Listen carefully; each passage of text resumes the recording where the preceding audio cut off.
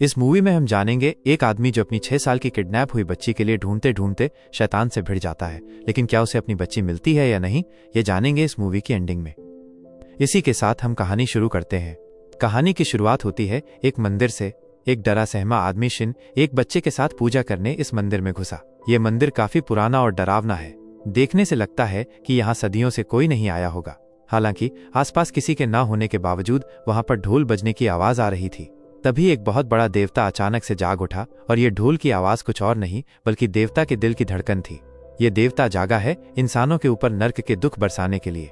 इसके बाद हम जुआन नाम के एक आदमी को देखते हैं जो अपनी बेटी मेई को एक पुरानी रहस्यमयी गुफा के अंदर ढूंढ रहा था। उसकी बेटी गुफा की गहराइयों से जोर जोर से चिल्ला रही थी और तभी जुआन के सामने एक तेज रोशनी के रूप में देवता प्रकट हुआ, जिसने उसे आगे बढ़ने से रोक दिया। तभी अचानक जुआन की आंख खुल गई और उसे पता चला कि वो सपना देख रहा था। उसकी बेटी मेई 6 साल पहले किडनैप हो गई थी और वो आज तक नहीं मिली। तब से वो हर हाल में अपनी बेटी को ढूंढने का फैसला कर चुका था। उसे ढूंढने के लिए जुआन ने अपना सब कुछ दांव पर लगा दिया, माइनस अपना घर, अपना करियर, यहाँ तक कि अपनी पत्नी को भी छोड़ दिया। सड़क किनारे एक पहाड़ी पर बैठे हुए जुआन ने एक ट्रक देखा और अचानक ही उस पर पत्थरों की बरसात करने लगा। बिल्कुल बढ़िया निशाना लगाते हुए इन पत्थरों से ट्रक की विंडशील्ड टूट गई और ट्रक क्रैश हो गया। तभी जुआन नीचे उतर के गया और उसने ड्राइवर पर हमला किया, ये पूछते हुए कि उसकी बेटी कहाँ है। तभी ड्राइवर के साथी ने जुआन के सर पर जोरदार हमला किया, जिसके बाद वो वहीं घायल होकर गिर पड़ा। ड्राइवर और उसका साथी बचते हुए पैदल ही वहां से भाग गए। कुछ देर बाद जब जुआन को होश आया तो उसने ट्रक का पिछला दरवाजा खोला तो उसने देखा कि अंदर बहुत सारे बच्चे पिंजरों में बंद हैं। इस बात से पता चला कि जुआन ने किसी तरह से बच्चों की तस्करी करने वाले गिरोह का पता लगाया था और फिर सोच समझ के उनकी गाड़ी पर हमला किया। अपनी बेटी को ढूंढने की उम्मीद में उसने सभी पिंजरे देखे, लेकिन मेई को ढूंढने में वो नाकामयाब रहा। तभी वहां पुलिस आई और देखने में ऐसा लगा कि जुआन ही बच्चों की तस्करी कर रहा है। इस आरोप में पुलिस ने उसे पकड़ लिया। पुलिस की गाड़ी में पीछे हथकड़ियों में बंद जुआन को नींद आ गई और फिर से उसे सपने में अपनी बेटी दिखाई दी। इस बार मेई काली दलदल सी बेलों में बंधी हुई थी। अचानक जुआन की आंख खुली तो उसने देखा कि पुलिस ने उसकी जेब से मेई की फोटो निकाल ली है। इस बात से वो बहुत गुस्से में आ गया और पुलिस वाले को पीट कर फोटो वापस ली, जिसके बाद वो वहां से भाग निकला। तभी सड़क पर उसे एक दूसरी गाड़ी दिखी। अपने बचाव के लिए बिना सोचे समझे ही जुआन गाड़ी में चढ़ गया। इस गाड़ी की ड्राइवर है लीना और वो जुआन की जिंदगी के बारे में सब कुछ जानती थी। साथ ही मेई के गायब होने की भी उसे पूरी खबर थी। उसने जुआन से वादा किया कि वो मेई को ढूंढने में उसकी पूरी मदद करेगी। इसके बाद कहानी फिर से पुरानी सदी में पहुंच गई, जहां कांग नाम का एक योद्धा कुछ हमलावरों से बचकर भाग रहा था। इन हमलावरों का लीडर एक बूढ़ा आदमी है। जैसे ही कांग एक पहाड़ी की चोटी पर पहुंचा, उसे इन लोगों ने घेर लिया।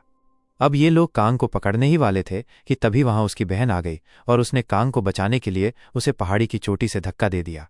धक्का देने से पहले उसने कांग को पश्चिम दिशा में जाने की सलाह दी और फिर वो अकेली ही उन सबसे भिड़ गई।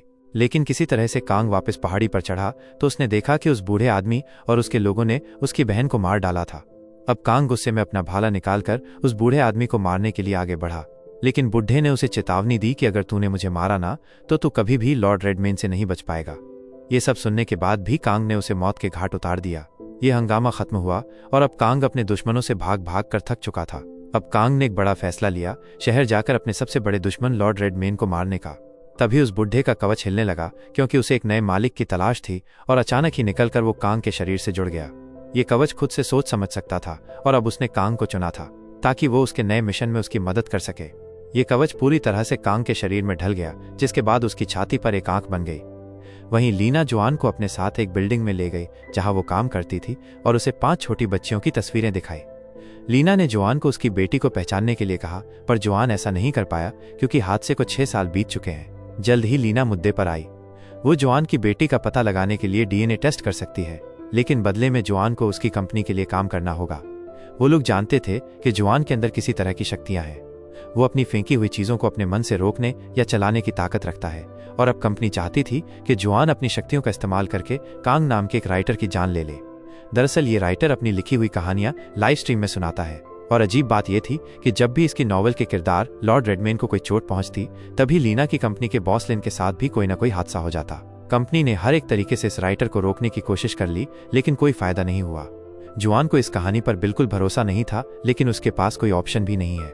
वो अपनी बेटी को किसी भी हाल में बचाना चाहता है। अगले दिन जुआन एक नई लुक के साथ बाल कटवाकर एक छोटे से शहर में पहुंचा जहां कांग रहता था। वहां जाते हुए जुआन को कांग की ऑडियो बुक सुनकर पता चला कि जो चीजें या लोग उसके सपनों में आते हैं वो कांग की कहानियों से जुड़े हुए हैं। जुआन ने कांग का पूरा दिन पीछा किया, उसे मारने के मौके की तलाश में, और आखिर में वो लाइब्रेरी पहुंचा, लेकिन वो छुपने में नाकामयाब रहा क्योंकि लाइब्रेरी में कांग और उसके अलावा और कोई नहीं था। अचानक कांग ने उससे पूछ ही लिया कि वो पूरे दिन से उसका पीछा क्यों कर रहा है। खुद को बचाते हुए जुआन ने कहा कि सर, मैं आपकी नॉवेल्स का बहुत बड़ा फैन हूं। इस बात से कांग बहुत खुश हो गया और जुआन से ढेरों सवाल पूछ डाले। लेकिन इससे पहले जुआन को जवाब देता, लीना ने उसे फोन किया और साइड में जाकर बात करने को कहा।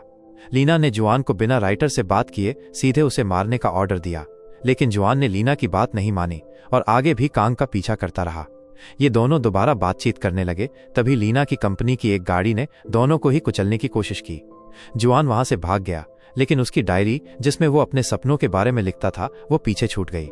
कांग ने जैसे ही वो डायरी पढ़ी तो उसे अचानक से एक आइडिया आ गया कि कैसे वो अपनी कहानी को आगे बढ़ाएगा।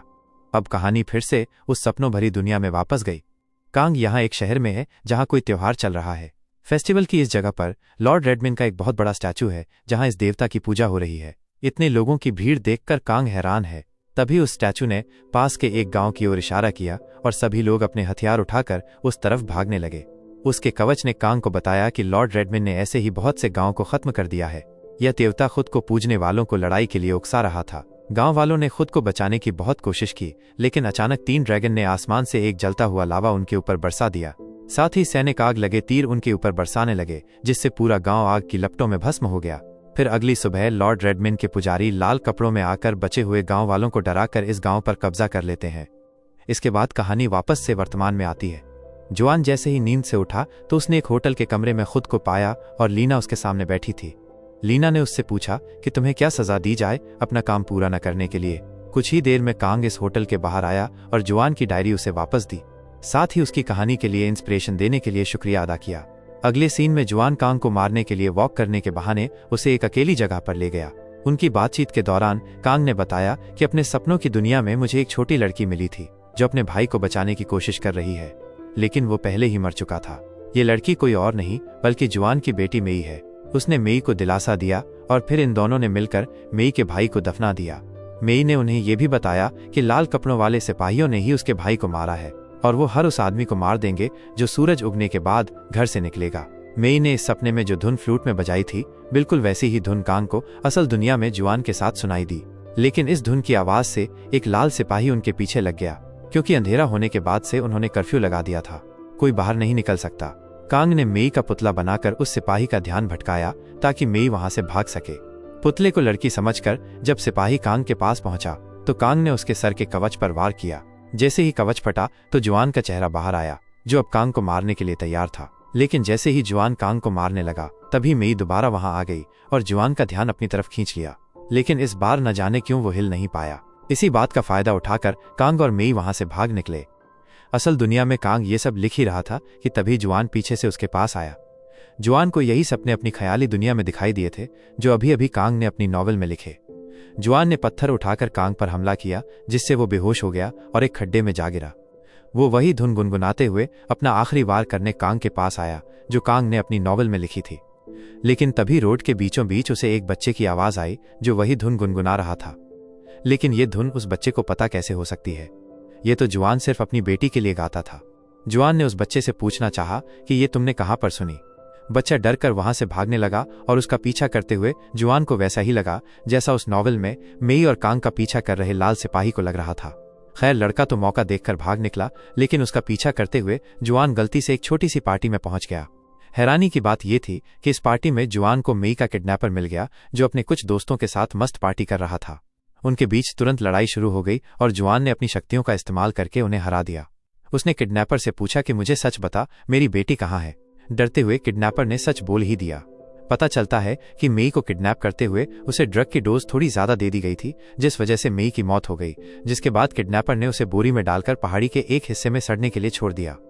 अपने गुस्से और दर्द से पागल होकर जुआन उसका गला घोटकर उसे मार देना चाहता था, लेकिन तभी लीना वहां आ गई और फिर जुआन को बेहोश करके अपनी गाड़ी में ले गई। जब जुआन को होश आया तो उसने लीना से कहा कि वो किडनैपर बोल रहा था, मेरी बेटी मार दी उसने। लिन, जो कि लीना का बॉस है, ये सारी बातें सुन रहा था और उसने लीना को ऑर्डर दिया कि जुआन को कह दो कि उसकी बेटी मरी नहीं है, वो किडनैपर झूठ बोल रहा था। लेकिन लीना सिर्फ अपने फायदे के लिए जुआन से इतना बड़ा झूठ कहने से कतरा रही थी। अब जुआन ने लीना से कहा कि मैं कांग को मार दूंगा, उसकी चिंता तुम मत करो, मुझे बस वो किडनैपर चाहिए, उसे मैं अपने हाथों से मारना चाहता हूँ, पुलिस कस्टडी से निकाल कर लाओ उसे मेरे लिए। इसके बाद हम देखते हैं कि लीना का बॉस उससे काफी नाराज था, क्योंकि उसने तो लीना से कहा था कि कह दे कि इसकी बेटी जिंदा है, लेकिन लीना इतना नीचे नहीं गिरना चाहती थी। वहां उस ख्याली दुनिया में कांग और मेई उस लाल सिपाही से बचकर शहर में आ गए और उन्होंने इस लड़ाई की वजह से काफी लोगों को बिना वजह मरते देखा। वो दोनों मेई के घर पहुंचे तो पता चला कि मेई के घर वाले कुछ समय पहले मर चुके हैं, क्योंकि वो कर्फ्यू के समय बाहर निकल गए थे। वो बात कर ही रहे थे कि तभी लॉर्ड रेडमेन के कुछ फॉलोअर्स वहां घुस आए और उन दोनों को मारने की कोशिश करने लगे। कांग मेई की जान बचाने के लिए एकदम से आगे कूद पड़ा, जो बात उसके कवच को काफी अलग लगे। वाह, हीरो बन रहा है तू। असल दुनिया में कांग जुआन को एक बिल्डिंग की छत पर मिला, इस बात से पूरी तरह अनजान कि जिस आदमी ने उस पर पहले हमला किया था वो खुद जुआन ही है। जुआन को पता चला कि अपने नॉवल में कांग ने जुआन को लाल सिपाही के किरदार में डाला है, इसलिए जो चोट सिपाही के सर पर लगी थी वो अब जुआन के सर पर भी है, जो जुआन को किडनैपर से लड़ते हुए लगी थी।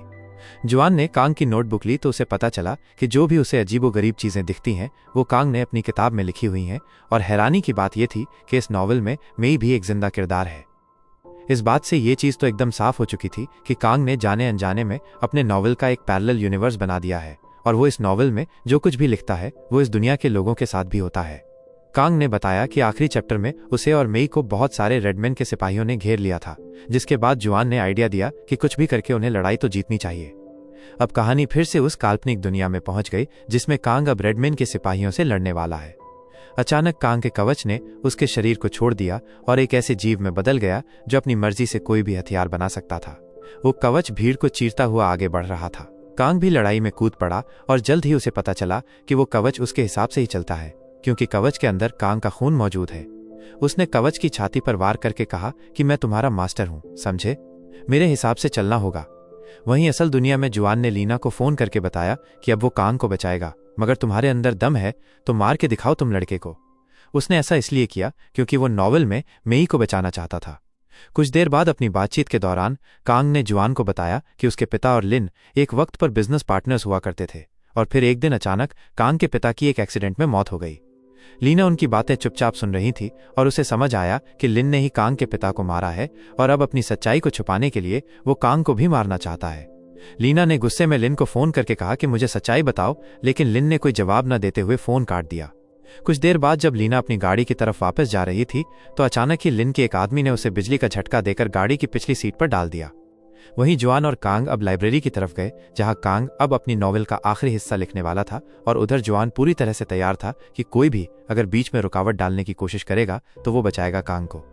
वहीं उस ख्याली दुनिया में कांग और मेई रेडमेन के महल में पहुंचे, जहां उन्हें हजारों की तादाद में लाल सिपाही पुतले बने हुए दिखाई दिए।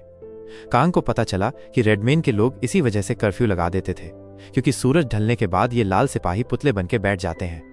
इसी दौरान अचानक लिन के गुंडे लाइब्रेरी पहुंच गए और जुआन ने अपनी शक्तियों का इस्तेमाल करके उनका सामना किया, लेकिन लिन के गुंडे के पास बिजली को कंट्रोल करने की शक्ति थी। उसने जुआन पर पानी फेंक कर उसे फर्श पर गिरा दिया और गिरे हुए पानी से उसे बिजली का तेज झटका दिया। जुआन उससे सीधे तौर पर नहीं लड़ पा रहा था तो वो छुप गया। उसने मौका देखकर रबड़ के ग्लव्स पहनने के बाद ही उस पर अटैक किया ताकि उसे बिजली का झटका न लगे। फिर जुआन का सामना एक दूसरे हमलावर से हुआ जो काफी ज्यादा ताकतवर था, और जुआन उसकी ताकत के सामने टिक नहीं पाया। उसकी किस्मत अच्छी थी कि लीना किसी तरह खुद को छुड़ाकर उसकी मदद करने आ पहुंची थी। अब इन दोनों ने मिलकर हमलावर का सामना किया और उसे मार डाला। काल्पनिक दुनिया में कांग और मेई आखिरकार लॉर्ड रेडमेन के पास पहुंच चुके थे, जो कि 4 हाथों वाला एक बहुत बड़ा जीव था। यहाँ पता चलता है कि कांग असल में रेडमेन के भाई का बेटा है, जिसे रेडमेन ने बहुत समय पहले मार डाला था। ये कहानी असलियत से बिल्कुल मिलती जुलती थी, क्योंकि लिन ने कांग के पिता को मारा था और वो भी बिल्कुल भाइयों जैसे बिजनेस पार्टनर्स थे। ये जानकर कांग बहुत गुस्से में आ गया और उसने रेडमेन को लड़ाई के लिए ललकारा। बाहर जाकर रेडमेन ने कांग को एक पेड़ दिखाया जहां उसके पिता को दफनाया गया था। लड़ाई शुरू हुई तो उस कवच ने फिर से एक जीव का रूप ले लिया ताकि वो दोनों मिलकर रेडमेन का सामना कर सकें, लेकिन वो दोनों एक साथ भी रेडमेन का बाल तक नहीं उखाड़ पाए। जैसे ही रेडमेन घायल कांग को जान से मारने वाला था, तभी मेई अपनी बांसुरी से वही धुन बजाने लगी, क्योंकि उसके पिता ने उसे सिखाया था कि जब भी वो मुसीबत में हो तो इस धुन को बजाए। लेकिन रेडमेन को इससे और गुस्सा आ गया और उसने मेई को पकड़ के अपने पेट के अंदर समा लिया। असल दुनिया में एक तीसरे गुंडे ने लाइब्रेरी में घुसकर कांग को चाकू मार दिया था और किसी को भी इस बात की खबर नहीं हुई। जल्द ही जुआन और लीना ने उसे ढूंढा और इस तीसरे हमलावर को भी मारकर वो जल्दी से कांग को हॉस्पिटल ले गए। जुआन कांग के लैपटॉप में कहानी देखकर ये सोचने लगा कि इस नॉवल को कैसे पूरा किया जाए। तभी लिन कमरे में आया और बताया कि उसका प्लान था कंग और जुआन को एक साथ मारना, ताकि देखने में ऐसा लगे कि दोनों ने एक दूसरे को मार डाला। ये प्लान बिल्कुल सही था, क्योंकि पुलिस को कांग के नॉवल में मेई का नाम मिलेगा और इसके बाद कहानी आसानी से बन जाएगी कि जुआन को शक हो गया होगा कि कांग ने ही उसकी बेटी को अगवा किया है। इसी चक्कर में उसने कांग को मार दिया। अब लिन को कांग का कंप्यूटर चाहिए था, लेकिन जुआन ने उसे देने से इनकार कर दिया, क्योंकि अब वो कहानी को पूरा करेगा। उधर उस काल्पनिक दुनिया में जैसे ही रेडमैन कांग को मारने वाला था, तभी अचानक से एक लाल सिपाही ने वहां आकर रेडमैन पर मशीन गन से हमला कर दिया। ये जुआन था जो अपनी बेटी को बचाने आया था। उस मशीन गन के हमले से रेडमैन घायल हुआ। उधर कांग ने हिसाब लगाया कि रेडमैन के माथे के बीचों बीच एक हथियार लटका हुआ था और वो मौका देखकर इस हथियार को खींचने लगा, ये सोचकर कि शायद यही रेडमैन की कमजोरी होगी। लाल सिपाही ने भी इसे खींचने में उसकी मदद की और इस हथियार को खींचते हुए उन्होंने रेडमैन का पूरा शरीर चीर डाला। ये प्लान आखिरकार काम कर गया और वो विशालकाय जीव खत्म हुआ। उसके मरते ही मेई भी उसके पेट वाली जेल से आजाद हो गई। आखिरकार बाप और बेटी उस दुनिया में मिल गए। वहीं असलियत में लीना ये पढ़ रही थी कि जुआन ने नॉवेल को कैसे खत्म किया, और जैसे ही उसमें रेडमैन की मौत हुई, वहां लिन की भी जान चली गई। आखिर में जुआन को दोबारा से वही धुन सुनाई दी और वो हॉस्पिटल के बाहर देखने के लिए भागा। तभी उसे वही लड़का दिखा जिसका वो पीछा कर रहा था, लेकिन इस बार उसके साथ एक लड़की भी थी, जो कोई और नहीं बल्कि उसकी बेटी मेई ही है। और इसी के साथ ये मूवी यहीं खत्म होती है। अगर आपके लिए ये मूवी अच्छी लगी हो तो लाइक एंड सब्सक्राइब करना ना भूलें। Thanks for watching.